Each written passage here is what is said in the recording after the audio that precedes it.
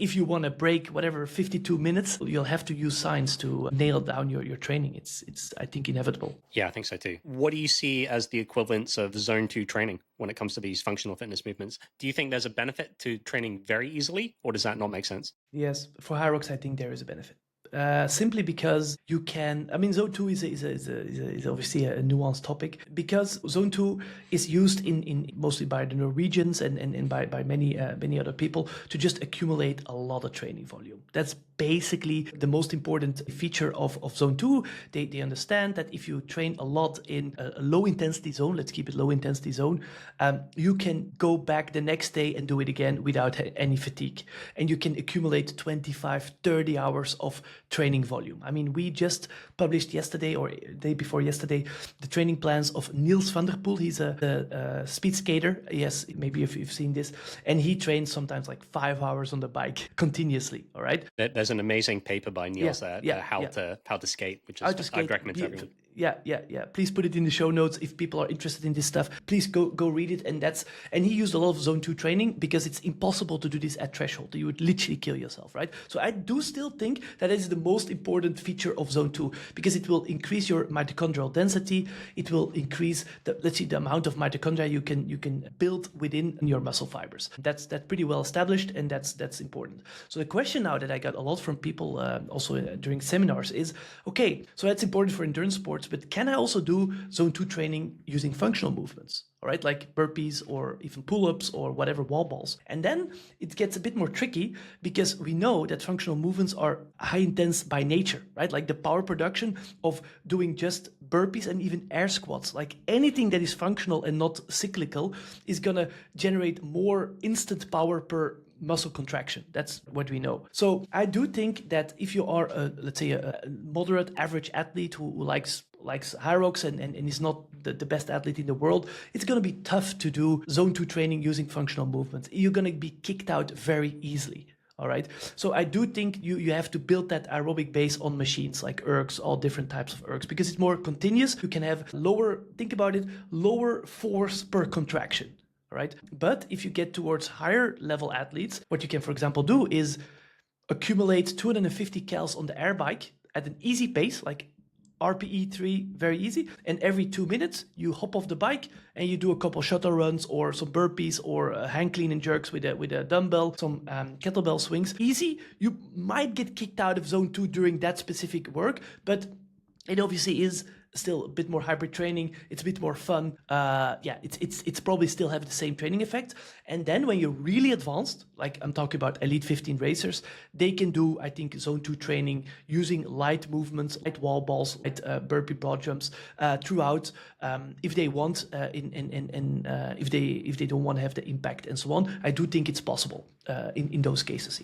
So it depends, I think, on the training background. And I do think for Hyrox, it's almost a necessity to build your long-term progression. Yeah, and maybe the way to think about it is even during a race effort, there's still going to be a combination of different muscle fiber types that are in use. Absolutely. So you can be using both those slow twitch and the fast twitch fibers. So, if you're doing a Zone 2 effort, you're predominantly training those slow twitch fibers, but that's still going to be beneficial to a race time effort. Is that a good way of thinking about it, or what do you think? Yeah, absolutely. And it just helps you build the cardiovascular system, right? Like you will be able to have more blood, like your stroke volume will increase per beat, right? You will be able to build, as I said, more mitochondria that will extract more oxygen aerobically, using that oxygen obviously to generate ATP aerobically. So it will build your base on the long term to have higher thresholds and so on. Doesn't mean that you don't have to do threshold training at all. Like certainly not. You have to do it for sure. But certain times in the season when you have some build-up phase and not have any big competitions, I do think that hitting a lot of Zone 2, like a lot, way more than CrossFit athletes ever imagined, then I think it's beneficial. And maybe certainly in Hyrox gyms, it's maybe not that popular because people want to go hard, right? But if you want to compete at some level, for sure, you have to do it on your own, and not only with running but also with functional movements. Okay. A couple other topics I want to touch on. Of course. Number one, the interference effect, and then I also want to talk about nutrition. So let's talk about that interference effect, and that's whether you can train strength and running concurrently or whether training them somewhat interferes. So what are your thoughts in terms of that, Gomar? Yeah. It's a hard question because all of those studies have been done in very conventional sports, meaning you do cycling and then afterwards you do heavy lifting. All right. So, or you do, if you do running and then you do heavy like powerlifting. And most study shows that once the athlete gets to a advanced level, there is interference specifically on strength. Meaning that if you want to become the biggest and the strongest athletes in the world, doing high volume of cardio right before your strength training or right after is probably not the best idea. But it's also kind of common sense in my opinion. Related to VO2 max, there's much less data showing this. There have been some very nice studies showing that when people train concurrently, they can still increase their VO2 max to a large extent. So absolutely, because they will gain some muscle, and the interference effect is less of a factor there. That said, in CrossFit athletes, I mean, it's a bit of a sidestep here, but we did with WattScience a study, actually 2 studies, and we're running the 3rd study now, where we tested this interference effect. And what we did is very simple. We let them do a strength part like heavy lifting usually, followed by a short metcon, like on the same session, or we did the same, we did the same exact training, but everything was separated by a week. So they did 1 week only metcons, right? Only metcons, and the next week they did only the strength part. Right, but the same training, overall load, everything was the same, just purely separated differently.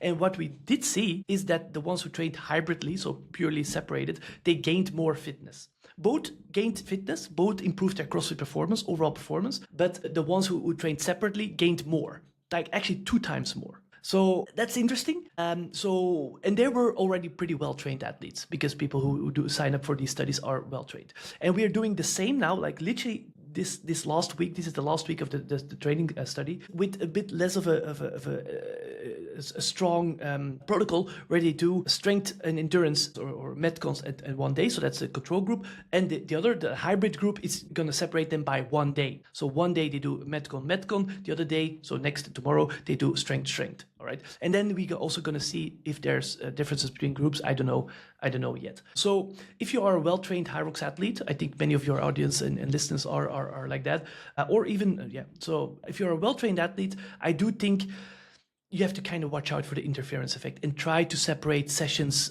by 6 hours or even 24 hours, right? Strength and endurance sessions. I would say so, right? If you are someone who is pretty new to the sport, you wanna crank in a lot of training volume in your 90-minute time window, I do think you can do compound lifts and then go out for a run or do a long erg session. You likely won't have too much negative effects of that, but once you get to a higher level, there's likely some biochemical interference for sure. Perfect. Okay, let's go into nutrition then. And I think the way we'll do this, let's play a game of overrated versus underrated. So I'm going to give you a topic and you're going to tell me whether you think it's overrated or underrated for Hyrox training. So first of all, high carb fueling prior to the race and during the race. Yeah, it's nuanced. Prior to the race, it's like when, right? If you do it right before the race, it's definitely overrated. I'll tell you in a second why. During the race, it's not overrated. I'm talking about Hyrox, right? It's not overrated. So why do I say this? Because what is known from literature is that the amount of glycogen that is available to the muscle or in the muscle at the start of exercise, endurance exercise, is highly important for how long you can sustain it and the intensity you can sustain it. So glycogen is basically stored carbohydrates, glucose, that is inside the muscle and also in the liver. And this takes pretty long to synthesize. It takes more than 6 hours, rather 24 hours to have a fully repleted muscles, right, with glycogen. So if you, for example, start a race and you feel that you didn't eat that well the days before or not enough carbohydrates, and then you want to like crank it up with some gels right before for the race, it's not going to work because it takes time for that glucose to be incorporated into the muscle. I think that's an important consideration. But let's say you have been fueling well before and you started well, like repleted with glycogen, there's still going to be a lot of glycogen breakdown during exercise, all right, during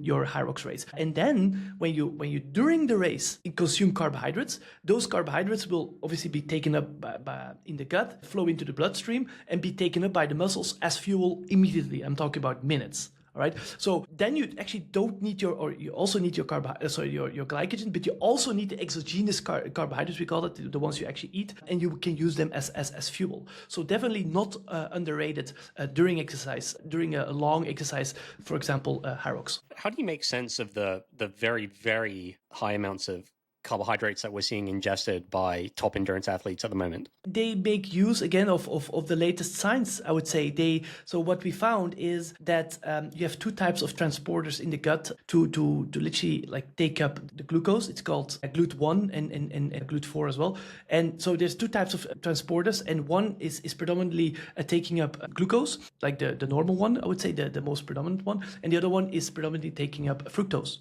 Meaning that if you combine fructose and glucose in your gel, which most gels are like this, you can actually combine both carbohydrate source and take up, like actually oxidize more of those carbohydrates